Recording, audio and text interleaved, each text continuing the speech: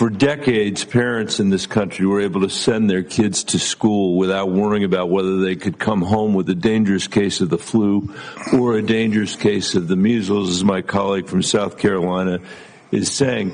Last year, we saw the largest number of children die from the flu in modern history. Are you familiar with that, Mr. Secretary? Yes, I am.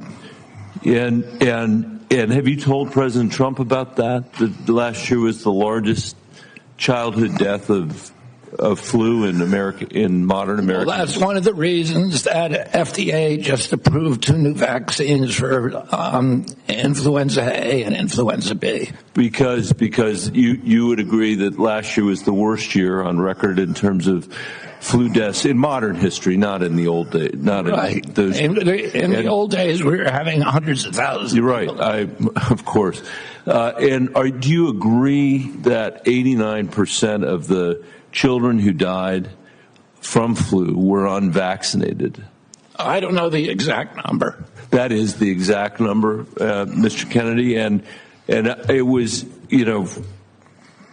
I think of interest to a lot of people in America that you took down the communications from HHS on the flu, the importance of getting a vaccine when you first became the secretary. And I just wondered whether you regret having done that. You're now saying that you're approving vaccines for the flu. I approve lots of vaccines. I've spent $1 billion, authorized $1 billion, developing new vaccines, including a universal flu vaccine. So are I think last year the flu vaccine had something like a 20% efficacy. So having these single antigen vaccines is not serving the public interest. The Cochrane collaboration said they simply don't work. For the record, Mr. Secretary, then I assume you no longer believe that the flu vaccine is destroying children's brains, that there's zero evidence that the flu vaccine prevents